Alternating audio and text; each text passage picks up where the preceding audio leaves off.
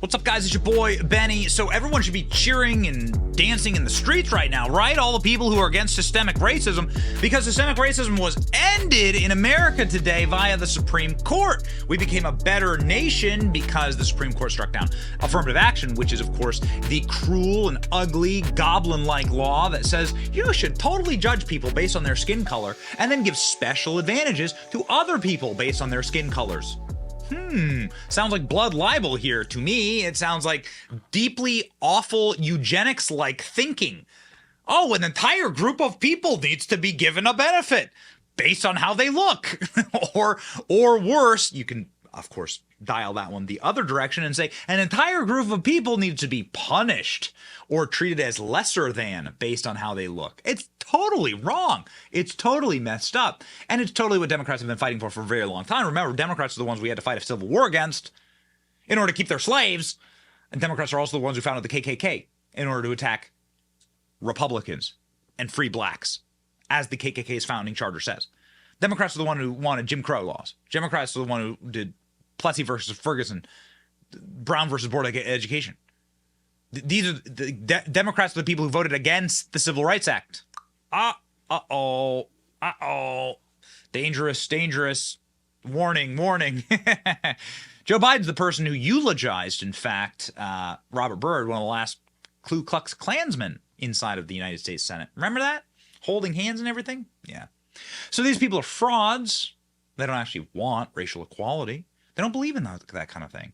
So you should never, ever forget that the first people who were out screaming in opposition to the destruction of systemic racism in America were, and I quote, Barack Obama, Michelle Obama, and Joe Biden. They were the first people out in the streets yelling, shouting against systemic racism, because systemic racism actually gives them power. That's the secret.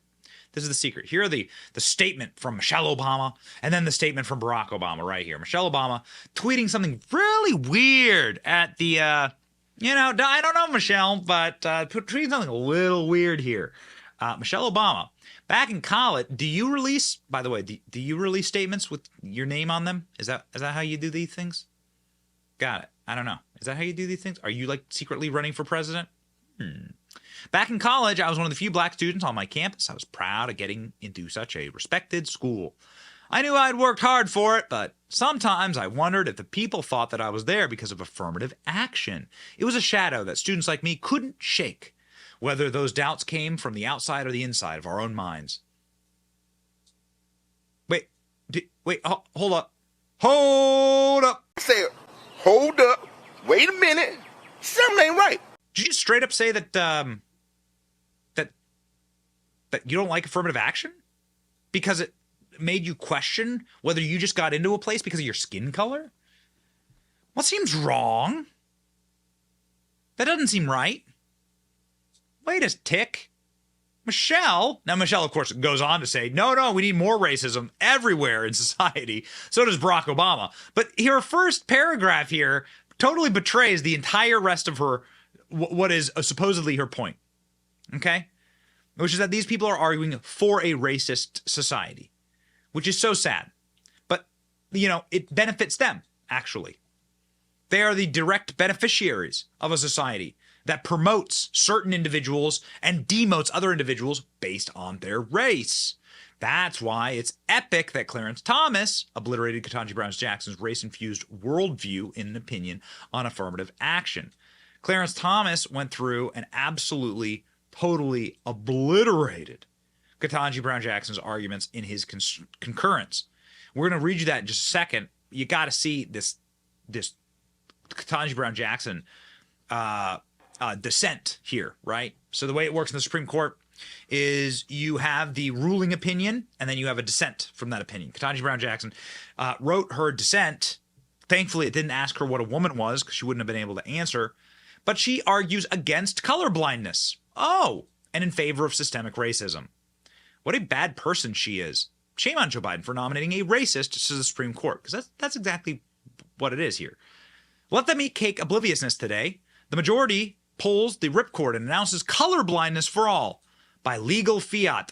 Like, she's literally arguing against people judging you not by the color of your skin, but by the content of your character. Where have we seen that before?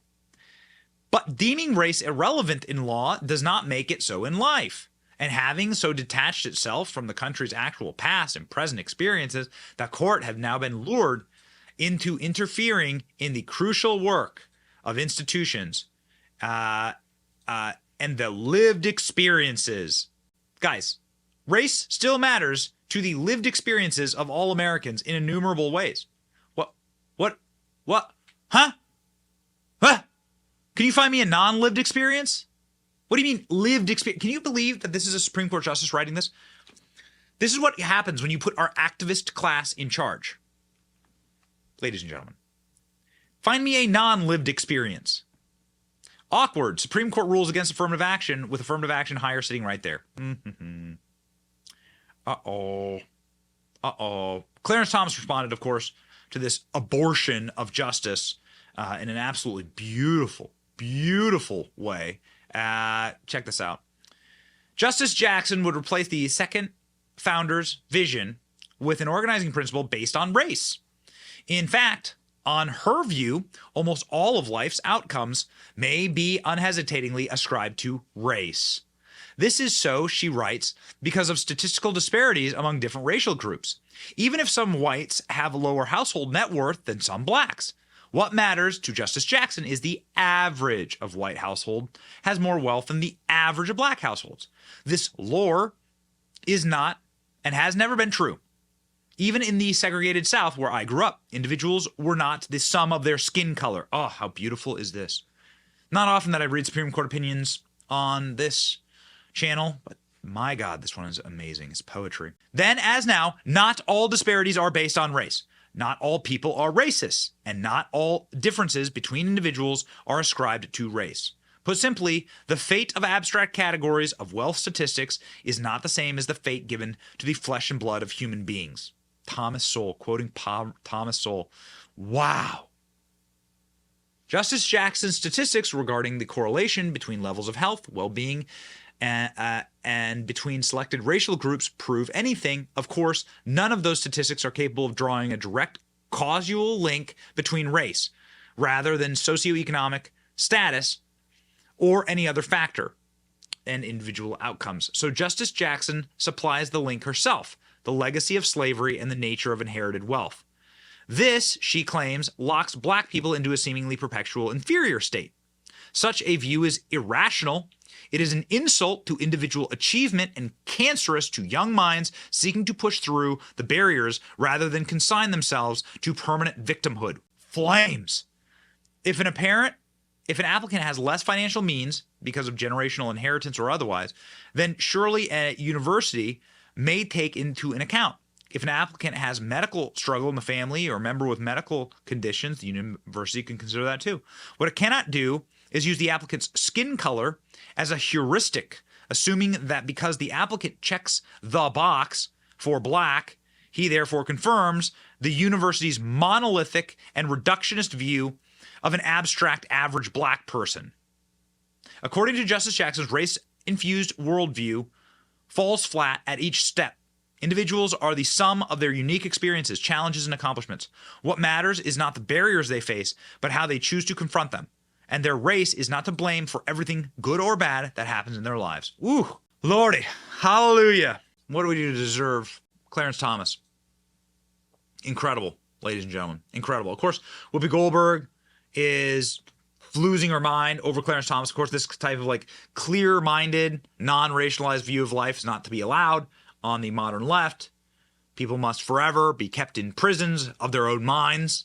Quite literally, Democrats get very, very upset when you come for their systemic racism institutions. You also sort of read something that Clarence Thomas apparently said. Oh, gosh. He doesn't know what diversity is. Oh. That's what he said. Yep. And so he doesn't get it. Well, let me pose this question to you, Justice Thomas.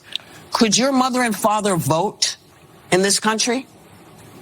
Because had the 14th Amendment actually had us on equal footing, they would have been able to vote. And you know why that changed? Because people got out and made it change.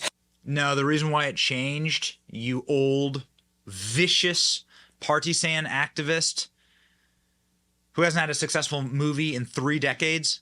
The reason why it changed is because we fought a war against Democrats who wish to uphold their institutions of judging people by their skin color. That's why it changed. It changed because of Republican state leaders across the country changing it in their state laws. It changed because Republicans fought against Democrat-passed laws like segregation, Jim Crow South, Brown versus Board of Education, so on and so forth. That's why. That's why. Sorry if that history doesn't conform to your personal political opinions at the moment. But you can join Barack Obama and Michelle Obama and Joe Biden screaming about the end of systemic racism in society. One of our favorites, Charles Payne on Fox, had this to say. We thought it was eloquent and beautiful. Those of America. He used the word fairness about 2 or 3 times in that press conference. How is this fair to bar students who've worked off to get the best grades out there, to sacrifice so many things and say, no, you don't get it because maybe your family had money? You know, and particularly the Asian kids in this country have been dominated. But this is the best news for black Americans. It can be. It can be. Why? If we allow it, because maybe now we will demand strong educations for our kids beginning in kindergarten, so this kind of thing becomes a moot point. We should never even have to consider things like this if there wasn't for the bigotry of low expectations, mostly by liberal cities that do not think highly of black people. Oh, they like us, but they don't think we're smart. And so the faustian deal has always been, we'll give you a watered-down education. Your kids will graduate 12th grade with an 8th grade reading level, but we'll make it up to you. We'll give you fair housing. We'll give you food stamps. We'll find a way to make it up. We'll push affirmative action. We'll get you into jobs that you may not necessarily be qualified for. That's the faustian deal. It's time to end the faustian deal. I got a lot more on this on my show, by the way. Fascinating. Yeah.